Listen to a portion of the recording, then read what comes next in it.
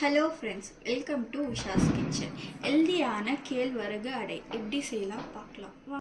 அதுக்கு நாம் அரை கப் அளவு கிரவுண்ட்நட் எடுத்துக்கலாம்.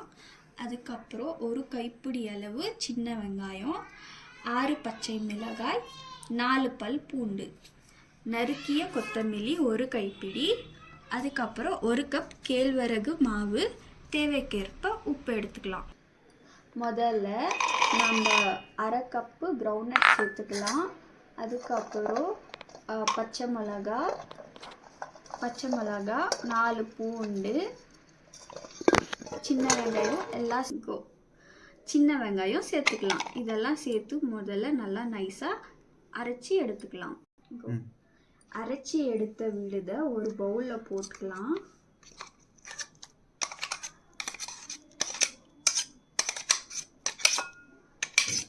நறுக்கிய கொத்தமல்லியை சேர்த்துக்கலாம்.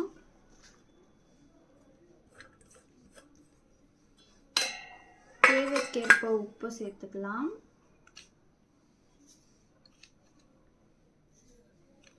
ஒரு கப் கேழ்வரகு மாவை சேர்த்து நல்லா கலந்து விட்டுக்கலாம்.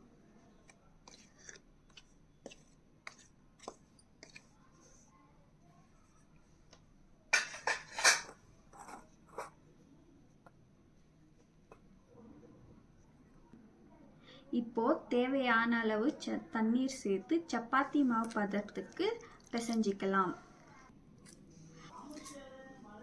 பிசைஞ்சு வச்ச மாவுலேருந்து மீடியம் சைஸ் உண்டை பிடிச்சி அதை ஈரமான காட்டன் துணியில் போட்டு தட்டி எடுத்துக்கலாம். தட்டி எடுத்த அடைய மீடியம் ஃப்ளேமில் வச்சு சுட்டு எடுத்துக்கலாம். தேவையான எண்ணெய் விட்டுக்கலாம்.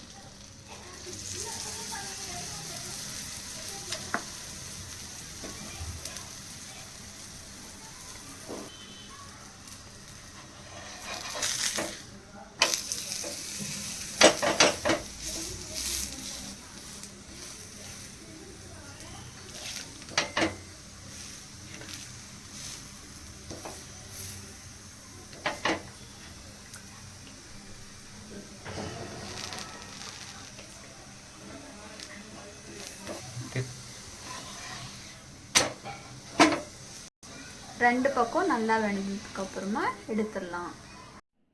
சுட சுட ஹெல்தியான கேழ்வரகு அடை ரெடி.